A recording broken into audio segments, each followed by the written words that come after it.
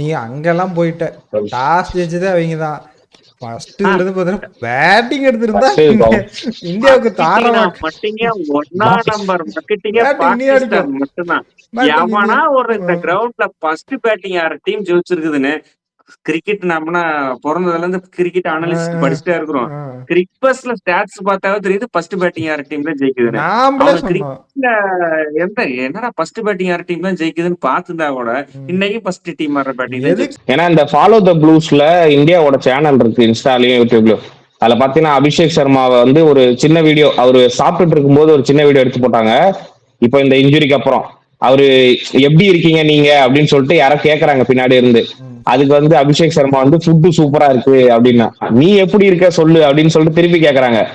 ஆனா வெறும் குட் அப்படி மட்டும் சொல்லி முடிச்சிட்டாரு. எனக்கு அப்பயே தோணுச்சு இந்த மேட்ச் பெருசா அவர் பர்ஃபார்ம் பண்ண மாட்டாரோன்னு. அதே மாதிரி ஆச்சு, இன்னைக்கு டக் அவுட் ஆயிட்டாரு.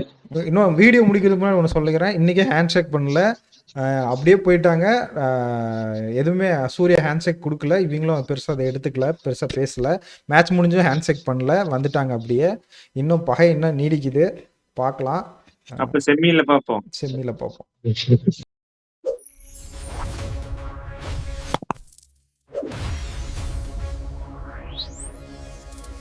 வணக்கம் மக்களே. ஹைப்பு ஹைப்பு ஹைப்பு, எதுக்கு இத்தனை ஹைப்பு, என்னத்துக்கு கொடுத்தாங்கன்னே தெரியல. நாமளும் ஹைப்பு கொடுத்தோம். எல்லா கொடுத்த ஹைப் எல்லாம் இதையாட ராத்திரி முழுக்க வச்சு ஒட்டிட்டு இருந்தீங்க, அந்த மாதிரி ஆயிப்போச்சு. இந்தியா பாகிஸ்தான் மேட்ச் தான். பாகிஸ்தான் சரியான சம்பவம். என்னென்ன சம்பவம் ஆச்சுன்னு வீடியோல டீட்டெயிலா பார்ப்போம். அதுக்கு முன்னாடி சப்ஸ்கிரைப் பண்ணாம இருந்தா மறக்காம சப்ஸ்கிரைப் பண்ணுங்க. நிறைய பேர் சப்ஸ்கிரைப் பண்ணாம வீடியோ பார்த்துட்டு இருக்கீங்க. டிலே பண்ணாம வீடியோக்குள்ள போயிடலாம். போட்ட ப்ரிடிக்ஷன் எல்லாம் தப்பு, கொடுத்த ஹைப் எல்லாம் வேஸ்ட். இந்த மேட்ச் எதுக்கு ஆடணும்? அவனுக்கு வராமே வந்திருக்கலாம், பங்களாதேஷ் கூட வந்து ஆடி இருக்கலாம். என்ன மேட்ச், என்ன டீம், என்ன மேட்ச்னே தெரியாம வந்து இன்னைக்கு ஒரு ஆட்டம் ஆடிட்டாங்க பாகிஸ்தானு. என்ன நினைக்கிறீங்க ரெண்டு பேரும்?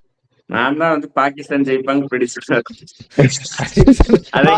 அதுதான் இந்தியா ஜெர்சி போட்டா உட்காந்துட்டு. இதுல வேற கமெண்ட்ல வேற ஒருத்த வந்து சரியான்னு திட்டு, நீங்க யாரா நீங்க 3 பேர் என்ன பாகிஸ்தான் சப்போர்ட் பண்றீங்கன்னு கமெண்ட்ல வேற ஒருத்தர் வந்து திட்டி இருந்தாரு. வீடியோ முழுசா பாருங்க.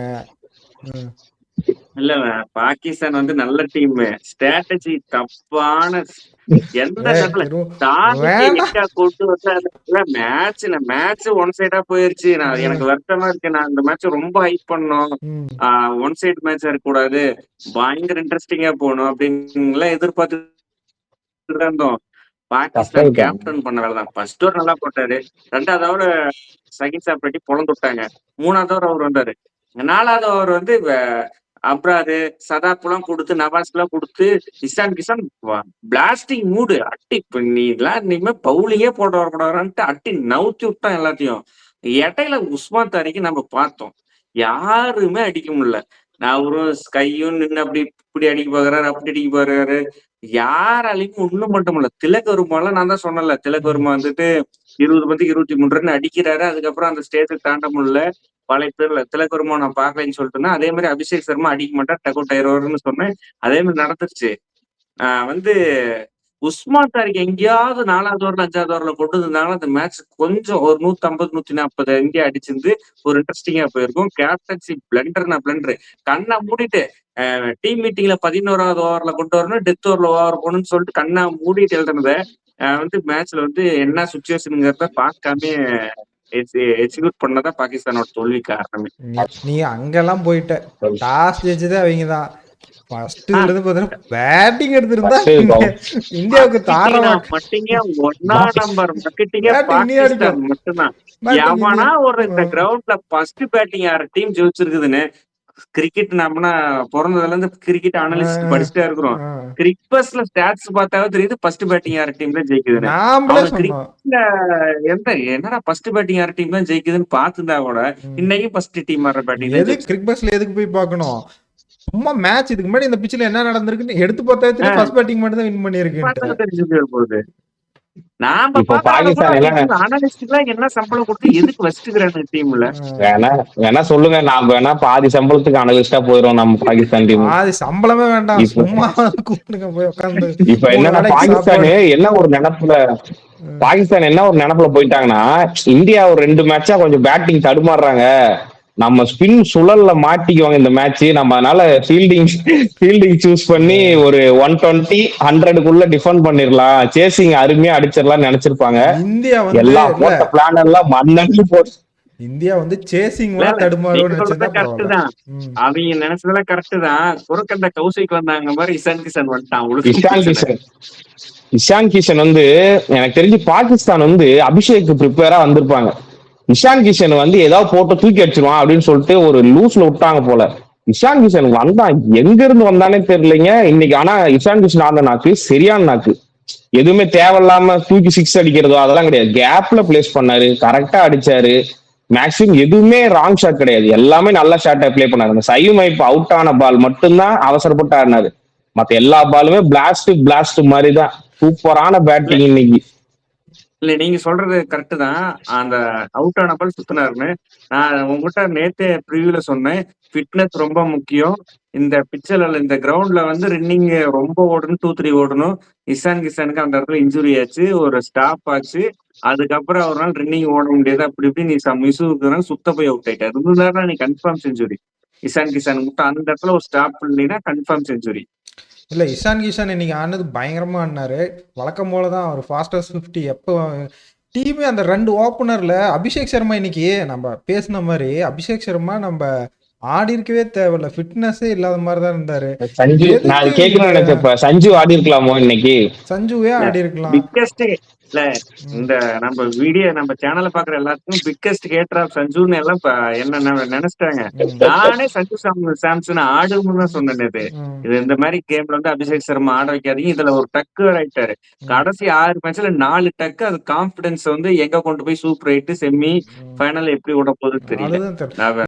ஒரே ஒரு டைலாக் தான், வாழ்க்கை ஒரு வட்டம்ன்ற மாதிரி நம்ம தான் சஞ்சு சாம்சன் ஆடவே கூடாது அப்படின்னோம். ஆனா இன்னைக்கு பாத்தீங்கன்னா நம்ம சஞ்சு சாம்சன் ஆட வச்சிருக்கலாமேன்னு பேசிட்டு இருக்கோம். நம்ம சொல்றேன்னா அந்த 0ல இருந்து இந்த ஃபர்ஸ்ட் பால் அவுட் ஆகுறது, டக் அவுட் ஆகுறது, அடிச்சா 100 போயிடுறாரு, இல்லை அவுட் ஆனா 0ல ஆயிடுறாரு. அதுவும் இல்லாமல் ஃபிட்னஸ் இல்லைன்னு நமக்கே தெரியுது, பார்த்தாவே தெரியுது. அவர் ஏன் எடுத்து இவ்வளோ பெரிய ப்ரெஷர் மேட்ச்ல ஏன் அது சஞ்சு சாம்சன் ஆடிட்டு போயிடலாமே. அது நல்லவேளை அது நமக்கு பெரிய இஷ்யூவா மாறல. இஷான் கிஷான் அடிச்சதுனால நமக்கு அது ஒரு பெரிய இஷ்யூவா மாறல. இப்ப மேபி அடுத்த மேட்ச் எல்லாம் அபிஷேக் சர்மா ஆட வைப்பாங்களா? இல்ல ஆட வாய்ப்பு இருக்கு. எனக்கு தெரிஞ்சு அதான் நெதர்லாந்து மேட்ச்ல இல்ல நீங்க சொல்லுங்க. நெதர்லாந்து மேட்ச்ல எனக்கு தெரிஞ்சு ரெஸ்ட் கொடுத்தா பெட்டரா இருக்கும். ஏன்னா இந்த ஃபாலோ த ப்ளூஸ்ல இந்தியாவோட சேனல் இருக்கு, இன்ஸ்டாலயும் யூடியூப்லயும். அதுல பாத்தீங்கன்னா அபிஷேக் சர்மாவை வந்து ஒரு சின்ன வீடியோ, அவரு சாப்பிட்டுட்டு இருக்கும்போது ஒரு சின்ன வீடியோ எடுத்து போட்டாங்க. இப்போ இந்த இன்ஜுரிக்கு அப்புறம் அவரு எப்படி இருக்கீங்க நீங்க அப்படின்னு சொல்லிட்டு யாரோ கேக்குறாங்க பின்னாடி இருந்து. அதுக்கு வந்து அபிஷேக் சர்மா வந்து ஃபுட்டு சூப்பரா இருக்கு அப்படின்னா, நீ எப்படி இருக்க சொல்லு அப்படின்னு சொல்லிட்டு திருப்பி கேக்குறாங்க. ஆனா வெறும் குட் அப்படி மட்டும் சொல்லி முடிச்சிட்டாரு. எனக்கு அப்பயே தோணுச்சு இந்த மேட்ச் பெருசா அவர் பர்ஃபார்ம் பண்ண மாட்டாரோன்னு. அதே மாதிரி ஆச்சு, இன்னைக்கு டக் அவுட் ஆயிட்டாரு. நீங்க இந்த இன்னொன்னு கேட்கணும், திலக்கவர்மாவோட இன்னிங்ஸ் சுட்டுறது. திலக்கவர்மாவோட நம்ம ரீசெண்ட் மேட்சஸ் எல்லாம் பாத்துட்டு 20-25 அந்த ரேஞ்சில் ஆடிட்டு இருக்காரு. ஹர்திக் பாண்டியோட ஷாட் ஆடி அது வந்து அந்த டைம்ல ஒரு கொலாப்ஸ் ஆயிட்டு என்ன நடந்திருக்கு. அந்த ஹர்திக் பாண்டியோட ஷாட்டை பத்தி நீங்க என்ன நினைக்கிறீங்க? நீங்க 2 பேரும் பேசுங்க.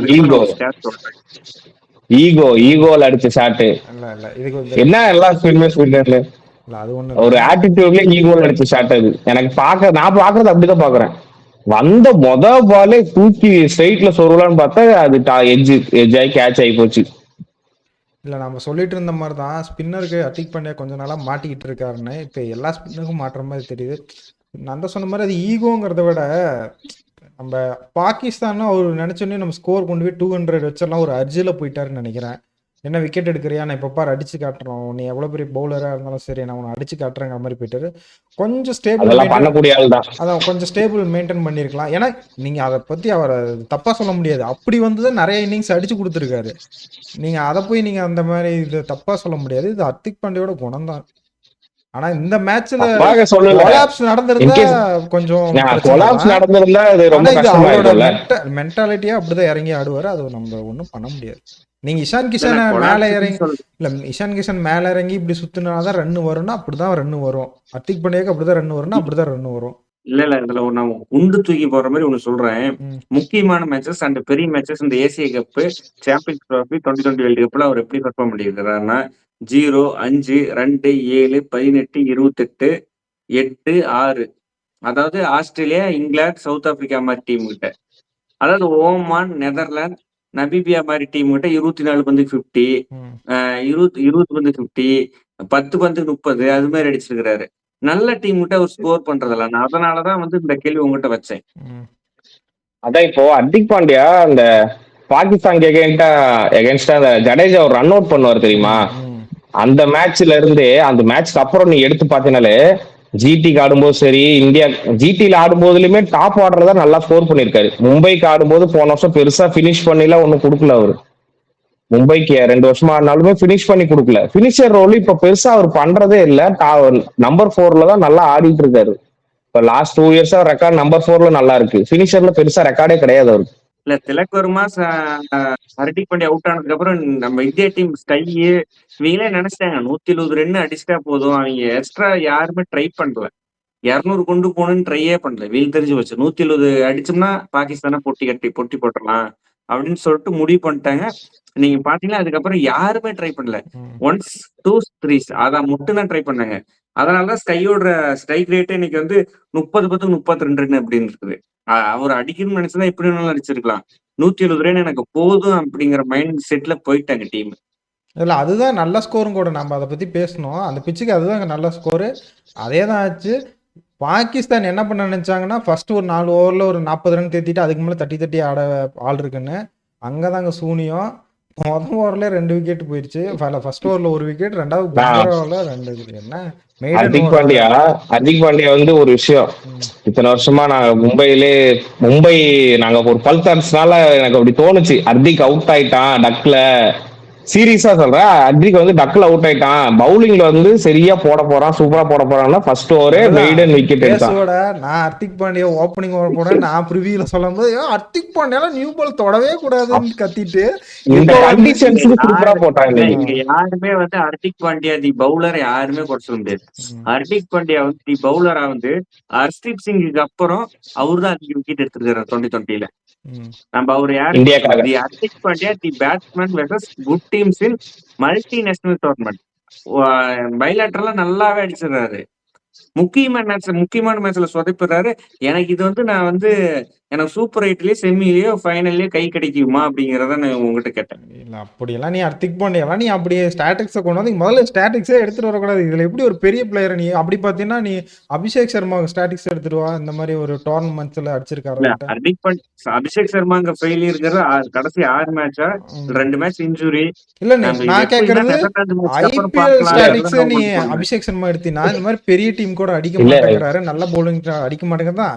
அது எல்லா பிளேயருக்கும் அதுக்குன்னு ஒரே பிளேயர் அடிக்க முடியும்னு சொல்ல முடியாது. இல்ல ஹர்திக் பாண்டியா குறை சொல்ல முடியாது, அடிப்பாரு. நம்ம அவர் அடிக்கிறது ஏதோ ஒரு இன்னிங்ஸ்ல ஒரு மேட்ச் ஜெயிச்சு கொடுக்கணும்னா எனக்கு தெரியல. எல்லா பிளேயராலையும் எல்லா மேட்சும் ஜெயிச்சு தர முடியாது. ஏதோ ஒரு மேட்ச் தான். இந்த ஸ்டாட்ஸ்லேயே பார்த்தீங்கன்னா ஒரு 15 ரன் 20 ரன்லாம் சொல்கிறேன். அதெல்லாம் அந்த எந்த மாதிரி பேட்டிங் இன்னைக்கு பார்த்த பவுலிங்ல நீ சொல்கிற சூரியகுமார் 29 32 அடிச்சிருக்காருன்னு இன்னைக்கு மேட்ச் பார்த்துருந்தா தான் தெரியாது 32ன்ட்டு. இன்னும் ஒரு வருஷம் கழிச்சு பார்த்தா என்னன்னா 29 பாலுக்கு என்ன 32 தான் அடிச்சிருக்கான், ஏன் இவ்வளோ மாடி இருக்கான்னு நம்ம அன்னைக்கு சொல்ல முடியாதுல்ல. ஸ்டாட்டிஸ்டிக்ஸை பார்த்து நம்பர்ஸை பார்த்து எதுவும் பேச முடியாது. அன்னைக்கு இந்த சூழ்நிலையில என்னவா இருந்ததோ அன்னைக்கு மாதிரி தானே பேச முடியும். அதனால எனக்கு என்னை பொறுத்த வரைக்கும் இந்த நம்ம பெரிய பிளேயர்ஸ் லைக் தோனி ஆகட்டும், விராட் கோலி, ரோஹித் சர்மா ஆகட்டும், இப்ப ஸ்கை, அபிஷேக், இந்த மாதிரி ஹர்திக் பாண்டியா யார் எடுத்தீங்கனாலுமே அவங்களோட ஸ்டாட்ஸ் பார்க்கவே கூடாது. ஏதோ ஒரு மேட்ச் சூப்பரா பெர்ஃபார்ம் பண்ணிடுவாங்க. எல்லாருக்குமே வீக்னஸ் இருக்கும். ரோஹித்துக்கு ஒரு வீக்னஸ் இருக்கும், தோனிக்கு ஒரு வீக்னஸ், விராட் கோலிக்கே ஒரு வீக்னஸ் இருக்கும். அதெல்லாம் பார்க்க கூடாது. தொடர்ந்து ஒரு 2-3 மேட்ச் எல்லாம் அடிக்காம இருந்திருப்பாங்க. ஆனா ஏதோ ஒரு மேட்ச்ல முக்கியமான மேட்ச்ல பெர்ஃபார்ம் பண்ணிடுவாங்க. அதனால பெரிய பிளேயர்ஸ் பொறுத்த வரைக்கும் ஸ்டாட்டிஸ்டிக்ஸ் எல்லாம் பொருந்தாதோ, இந்த மாதிரி ரிங்கு மாதிரி இந்த மாதிரி சின்ன சின்ன பிளேயர்ஸ்க்கு எல்லாம் நம்ம ஸ்டாட்டிஸ்டிக்ஸ் எடுத்துட்டு வரலாம். நீங்க தொடர்ந்து 5 மேட்ச் அடிக்கல 6 மேட்ச் அடிக்கல அப்படின்னு. பெரிய பிளேயர்ஸ் எல்லாம் ஸ்டாட்டிஸ்டிக் அப்பாற்பட்டவங்க. அவங்க ஏதோ ஒரு மேட்ச் சூப்பர் ஸ்டார் ஆயிடுவாங்க அவங்க. சிவம் டூபேயோட ரோல் செம்ம. அவரோட குரூசியல் அந்த 27 ரன்ஸ் தான் இன்னைக்கு முக்கியமானது 175 கொண்டு போய் விட்டது. அவர் அடிக்கல இன்னைக்கு மேட்ச் கொஞ்சம் க்ளோஸா போயிருக்கலாம். அப்படியுமே நம்ம ஜெயிச்சிட்டோம், ரொம்ப ஈஸியாவே ஜெயிச்சிட்டோம். அவரோட நாக்கை பத்தி என்ன நினைக்கிறீங்க 2 பேரும்? நான் அதுக்கு முன்னாடி சிவம் டூபே பேச முன்னாடி ஒண்ணு சொல்லிடுறேன். தாரிக்க கொஞ்சம் முன்னாடியே கொண்டு வந்திருந்தீங்கன்னா இன்னும் கொஞ்சம் ரன்னே குறைஞ்சிருக்கு. எனக்கு அது தோணுச்சு. என்னப்பா 10வது ஓவர் தினேஷ் அவர் சொன்ன மாதிரிதான் 10வது ஓவர்ல டீம் மீட்டிங்ல நீ பேசுனா அப்பதான் கொண்டு வருவியா? முன்னாடி கொண்டு வந்தா அவன் அடிச்சு பொழந்துட்டு இருக்கான் இசான் கிஷன். அதனால தாரிக் மட்டும் கொண்டு வந்திருந்தாலே மேட்ச் கொஞ்சம் இன்னும் கொஞ்சம் ஸ்கோர் ஆயிருக்கும். நம்ம அப்பயே ஈஸியா ஜெயிச்சிருக்கிறோம் இன்னைக்கு. இருந்தாலும் இன்னும் கொஞ்சம் நெயில் பைட்டிங்கா இருந்திருக்கும். இல்ல நான் பாகிஸ்தான் கேப்டன் இருந்திருந்தா 3வது ஓவர்ல சதாப் கானே அப்ராரையும் அடிக்கும் போது 4வது ஓவரு நான் தாரிகை கொண்டு வந்திருப்பேன். நீங்க உங்ககிட்ட என்கிட்ட பும்ரா இருக்கிறான். நான் வந்து என் 3வது ஓவர்ல 30 ரன் போயிருச்சு. ஹர்திக் பாண்டியாவே ஹர்ஷ்தீப் சிங்கையும் பொழந்து விட்டாங்க. எனக்கு 4வது ஓவர் கண்டெயின் பண்ணோம்னா நான் டீம் மீட்டிங்ல வந்து கம்பீர் சொல்லி இருக்கிறாரு. பும்ராக்கு 6வது ஓவரு, 9வது ஓவரு, 17வது ஓவர், 19வது ஓவர் கொடுங்கன்ட்டாரு. ஸ்கை இருந்துட்டு அந்த இடத்துல கம்பீர் வந்து 7வது ஓவர் தான் கொடுக்க சொன்னாரு. நான் 7வது ஓவர் தான் கொடுப்பேன்னு இருப்பாரா? எனக்கு 30 ரன் 3வது ஓவர்ல போயிடுச்சு. நான் 4வது ஓவர்ல பும்ரா மாதிரி ஒரு பவுலர் போட்டு கண்டெயின் பண்ணும். அப்படின்னா பும்ரா வந்துதான் ஆகணும். கேப்டனுக்கு அந்த மூளை இல்ல, கோச்சுக்கு அந்த மூளை இல்ல. எப்படி அந்த 11வது ஓவர்ல தான் கொண்டு வரணும்? 11வது ஓவர்ல என்ன என்ன பண்ணிட்டு என்ன வெயிட் பண்ணிட்டு இருந்தாங்க பாகிஸ்தான்? அங்கேயே மேட்ச் முடிஞ்சிருச்சு. Out of the box thinking இல்லையோன்னு சொல்லிட்டு தோணுது. அதே மாதிரி இந்த 20வது ஓவரை ஷைன் ஷாஃபிலி கொடுத்ததுக்கு 20வது ஓவர் தாரிக் போட்டிருந்தாருனே கூட அந்த ஓவர்ல அந்த ரன் போயிருக்காது. 18 ரன் 19 ரன் கொடுத்தாரு. அந்த ஓவர்ல அந்த ரன் போயிருக்காரு. என்னென்னமோ இன்னைக்கு டோட்டல் கொலாப்ஸ், கேப்டன்சி கொலாப்ஸ் மாதிரி தான் தோணுது பாகிஸ்தான்ல. அதுவும் சிவம் துபே பத்தி சொல்லியிருந்தீங்க. அந்த எக்ஸ்ட்ரா இன்னைக்கு பாத்தீங்கன்னா அவர் இறங்கின ஓவர் பாத்தீங்கன்னா 14வது ஓவர் இறங்கினார். ஹர்திக் பாண்டியா டக் அவுட் ஆனனாலதான் அந்த 14வது ஓவர் திரும்பி இறங்கினாரு. இதுதான் நான் அப்பயும் சொன்னேன், எப்பயும் சொல்றேன், அவர் 14வது ஓவர் தான் கரெக்டு. அங்க இறங்கினாதான் அவரோட ஃபார்ம் வெளியே வருது. இதுக்கு மேல நான் என்ன சொல்ல, ஹர்திக் பாண்டியா இன்னும் கீழே இருக்குங்க. ரிங்குக்கு அந்த கடைசி 2 ஓவர் மட்டும் கொடுங்க. அதை தான் சொல்கிறேன். நம்ம ஏற்கனவே ரீல்ஸில் சொல்லியிருந்தோம், இந்த மாதிரி சிவம் துபே இப்போ தான் கரெக்டான இடத்துல இறங்குற 12 to 14 இறக்கி விட்டுருணும். அங்கேருந்து அவர் ஒரு ஓவர் பார்ப்பார், அதுக்கு மேலே வரவங்கள வச்சு செய்வார்னு. இன்றைக்கி அப்படி தான் நமக்கு அந்த ரன்னு கிடச்சிது. சிவம் துபேட்டு 17 பாலில் ஒரு 27 ரன். தாரிக்கு அவர் மட்டும்தான் அட்டாக் பண்ணார், ஸ்ட்ரெயிட்டில் அடித்தார். ஒரு 4 அடிச்சாரு. ஒரு 4 கஷ்டமா தான் இருந்தது. அதுவும் அந்த 4 எப்படி வந்ததுன்னா இது ஃபுட் வொர்க் யூஸ் பண்ணி ஆடுனாரு. சூப்பரா இருந்தது. அதிசயமா இறங்கி யூஸ் பண்ணி ஆடுனாரு. அது இவரு குமரா உனக்கு பாக்ஸிங் தெரியுமாடாங்கிற மாதிரி, உனக்கு இறங்கலாம் அன்னைக்கு தெரியுமாடாங்கிற மாதிரி அந்த மாதிரி இருந்தது. இல்ல நான் ஒண்ணு சொல்றேன், நம்ம வந்து பாகிஸ்தான் எவ்வளவு குறை சொல்றோம், உஸ்மான் தாரிக் சூப்பரா போட்டாங்க. என்னென்னமோ பண்ணி பார்த்தாங்க, அடிக்க முடியல தாரிக்க. வீடியோலாம் பார்த்தோமே, நான் சூர்யா நின்னுட்டு பால் போடுற மாதிரிலாம். அப்புறம் அவர் பிராக்டிஸ் ரிங்க் விட்டு சூர்யா அதே மாதிரி பால் போடுவார்னு நினைச்சேன். சரி ஜெயிக்க போற மாதிரி இருக்குல்ல, அந்த மாதிரி பால் போடுவாங்கன்னு நினைச்சேன். ஆனா அது எதுவும் பண்ணல. கண்டிப்பா இல்ல, திரும்பி எனக்கு பண்ணுவாங்க. ஃபைனல் செமி ஃபைனல் டீம் மாட்டுச்சுன்னா கண்டிப்பா இது பண்ணுவாங்கன்னு நினைக்கிறேன். வருண் சக்கரவர்த்தி ஸ்பின்னர் வந்து நம்ம ஸ்பின்னரே இன்னைக்கு பெருசா யூஸ் பண்ணல. நாம பேசணும் 4 ஸ்பின்னர் 7 ஸ்பின்னர்னு. ஆனா 3 ஸ்பின்னர் இல்லையா, டீமை மாத்த மாட்டாங்க. அழகா எடுத்துட்டு போயிட்டு மட்டும் தூக்கி போட்டு அஸ்தீப் உட்கார வச்சாங்க. கரெக்டா குல்தீப் மட்டும் எடுத்துட்டு நீங்க தான் சொன்னீங்க இல்ல எல்லாம் மாத்துவாங்க எல்லாம். எனக்கு தெரியலையா? இல்ல நான் சொல்லல, நாமளும் ஒரு 18 ஓவர் போகும்னு நினைச்சேன். இவங்க திலக் வருமாவே ரிங்கு சிங்கி வச்சு ஓவர் போட்டாங்க. நான் தான் சொன்னேன்ல அவங்க போகவே மாட்டாங்கன்னு. அப்ப சுந்தர் கிடையாது. இல்ல அவ்வளவுதான். வாய்ப்பு இல்ல. திலக் வர்மா சொன்னல, நீங்க என்னமோ திலக் வர்மா என்ன பவுலரா விக்கெட் எடுக்கிற, ஒரு கேட்ச் மிஸ் பண்ணிட்டேன்னா 2 விக்கெட் இன்னைக்கு. திலக் வர்மாக்கு பகிரங்க மன்னிப்பு கேட்டுக்கிறேன் இந்த வீடியோல இருந்து. திலக் வர்மால ஒரு பவுலரான்னு சொன்னதுக்கு போன வீடியோல சூப்பரா போட்டாரு. திலக் வர்மால ஒரு பவுலரா வச்சுக்குவேன் நீ என்ன போட்டு கொடுத்துருக்கான். 2 ஓவர் விக்கெட் வேற எடுத்திருக்கான். அது வந்து பாகிஸ்தானுக்கு ஒத்துக்க மாட்டாங்க. இல்ல நீங்க வருண் சக்கரவர்த்தி பத்தி சொன்னீங்க, நான் இன்னொரு பவுலர் பத்தி சொல்லலையோ. ரொம்ப சட்டேஜா இருக்கிறதுனால ரொம்ப அண்டர்ரேட்டட் பவுலர் அக்சர் பட்டேல். உஸ்மான் கானோட விக்கெட்டை வந்து அவர் உஸ்மான் கான் ஒரு ஸ்டேஜ்ல அடிச்சுட்டு இருக்கும் போது கரெக்டா நேரத்துல அந்த விக்கெட் எடுத்துட்டு இருந்தாரு. அவர் வந்து மேட்ச் டேர்னர்னா அவரு தான். வருண் சக்கரவர்த்தி கூட ஃபர்ஸ்ட் 2 ஓவர் பார்த்து அடி டைம் விக்கெட் இல்ல. உஸ்மான் கான் அவுட் ஆனதுக்கு அப்புறம் தான் வருண் சக்கரவர்த்தி விக்கெட் பொறுக்குனாரு. ஆட்ரிக் எடுக்கிற மாதிரி ஸ்டேஜ் வந்தாரு வருண் சக்கரவர்த்தி. அதுக்கு முன்னாடி பும்ரா ஒரு ஏக்கர் போட்டார் சைமைப்புக்கு. என்ன பாலு! சைமைப்புக்கு பந்து வரதுக்கு முன்னாடி நான் பெவிலியன் போறேன்ட்டான், கால் கீழே உடஞ்சு போயிரு அப்படின்ட்டு. ஃபர்கான் வந்து கொஞ்சம் பொறுமையா ஆடிடலாம். அவங்க டீம்ல ஒரு நல்ல பேட்ஸ்மேனா ஃபர்கான் கொஞ்சம் பொறுமையா ஆடிதான் இந்த 175 அடிக்க முடியாது. இந்த ஸ்டேட்ல 175 அடிக்க முடியாது. ஃபர்கான் டக் அவுட் ஆனதுனால மேட்ச் ரொம்ப ஈஸியா ஒன் சைடு மேட்ச் நம்ம கொடுத்த ஹைப்பு இந்த மீடியா கொடுத்த ஹைப் எல்லாமே ரொம்ப மோசமா, ரொம்ப ஒன் சைடு மேட்சா போனது காரணமே ஃபர்கானோட அவுட், சல்மான் அலியாவோட புவர் கேப்டன்சி. அது 2 தான் காரணம். இந்த மேட்ச் இந்தியா ஈஸியா ஜெயிச்சுது. அபினவ் முகுந்துமே கமெண்ட்ரி ஷார்ட் போர்ட்ல சொல்லியிருந்தாரு, நம்ம பாகிஸ்தானை ஓவர் ஹைப் பண்ணிட்டோமோ, அவங்க கூட பெருசா விளையாடாதனால ஓவர் ஹைப்பா பண்ணிட்டோம், இவ்வளவு இதா விளையாண்டாங்கன்னே சொன்னாங்க இன்னைக்கு ஷார்ட் போர்ட்ஸ்லயே தமிழ்ல. அதனால ரொம்ப ஹைப் ஏத்தியாச்சு நம்ம எல்லாருமே சேர்ந்து. அதுக்கு எனக்கு ஹைப்புக்கெல்லாம் ஒண்ணும் தெரிஞ்சு இல்லடா நீங்க இல்ல அப்படின்னு. இல்ல பாகிஸ்தான் நல்ல டீம் தான். கேப்டன்சி இதை இவ்வளோ பொட்டன்ஷியல் வச்சு கேப்டன்சி சொன்ன மாதிரி தப்பு, பெரிய தப்பு. டாஸ்லேயே நம்மள முடிச்சிருக்கலாம். பேட்டிங் ஃபர்ஸ்ட் அவங்க ஆடி இருந்தாங்கன்னா இன்னைக்கு மேட்ச் இவ்வளோ தூரம் கஷ்டமாக இருந்தது. செகண்ட் பேட்டிங்லாம் ரொம்ப கஷ்டமாக இருந்தது, சேசிங்கே பண்ணியிருக்க முடியாது. அண்டர் லைட்ஸில் பவுலிங் இப்போ நம்ம ரொம்ப கஷ்டப்பட்டிருப்போம். தாரிக் மாதிரி பவுலிங் நின்ன இடத்துல இருந்து போட்டுருந்தா இருந்தால் இந்த ரன்னு இப்போ கொடுத்த ரன்னு வந்திருக்காது. அது ரொம்ப தப்பு பண்ணிட்டாங்க அவங்க. இல்ல நான் இன்னொரு பாயிண்ட் கரெக்டா சொல்றேன். நீங்க சொல்றது கரெக்ட். டாஸ் வின் பண்ணி ஃபர்ஸ்ட் பேட்டிங் ஆடி நீங்க இந்தியா மாதிரி 175 ரன் அடிக்காதீங்க, 155 அடிச்சிருந்தா போதும். நீங்க இந்த மேட்ச் 175 சேசிங் பண்ணும் போதுதான் ஃபர்கான், பாபர் அசாம், சல்மான் அலியாக, சைம் எல்லாம் சுத்தி சுத்தி சுத்தி சுத்தி அவுட் ஆனாங்க. நீங்க ஃபர்ஸ்ட் பேட்டிங் ஆடிதான் கன்சால்டேட் பண்ணி ஆக்சிலரேஷன் பண்ணி பினிஷ் நல்லா கொடுத்துருந்துருக்கலாம். ஒரு 160 ரன் கொடுத்திருந்தாரு. 160 ரன். இஷான் கிஷன் ஒரு விக்கெட் தான், ஒரு விக்கெட் எடுத்திருந்தா இந்தியாவுமே தவிர்த்து தின்றுப்பாங்க. கொஞ்சம் கூட எப்படி டாஸ் வின் பண்ணி பவுலிங் எடுத்தாங்கன்னு எனக்கு சத்தியமா புரியல, எனக்குமே புரியல. சரி விடுங்க, செமிஃபைனல் அவங்க இல்லை நம்ம இந்த மேட்ச் தோக்கிற மாதிரி தோத்துட்டோம், அவங்க அப்படிதான் கடைசி நாங்கள் செமிஃபைனலில் வரான்ட்டு உருட்டிட்டு இருப்பாங்க. மேட்ச் இனிதே முடிஞ்சது. சிவராத்திரி நமக்கு இல்லை, பாகிஸ்தான் பிளேயர்ஸ்க்கு தான். இந்த வீடியோல நம்ம கடைசி வரலும் பேசாம விட்டது சைமைப்போட பவுலிங் சூப்பரா போட்டாரு. மெயின் ஸ்பின்னரான சதாப் கானும் அப்ரார் அடி வாங்கினதுதான் அவங்க லெட் டவுனா போனது. அதனால சைமைப்பு அது கரெக்டா பண்ணாரு, அவருக்கு பாராட்டி ஆகணும். சிவம் டுபேக்கு தான் அந்த ஹாட்ரிக் பால். சிவம் டுபேக்கு தலையும் புரியல காலும் புரியல. நல்ல நல்ல மேட்சா இருந்திருக்க வேண்டியது, விட்டுட்டு போச்சு. இன்னும் வீடியோ முடிக்கிறதுக்கு முன்னாடி ஒன்று சொல்லிக்கிறேன். இன்றைக்கே ஹேண்ட் ஷேக் பண்ணல, அப்படியே போயிட்டாங்க. எதுவுமே சூர்யா ஹேண்ட் ஷேக் கொடுக்கல, இவங்களும் பெருசாக அதை எடுத்துக்கல, பெருசாக பேசலை. மேட்ச் முடிஞ்சும் ஹேண்ட் ஷேக் பண்ணல, வந்துட்டாங்க அப்படியே. இன்னும் பகை இன்னும் நீடிக்குது, பார்க்கலாம். அப்போ செம்மியில் பார்ப்போம்.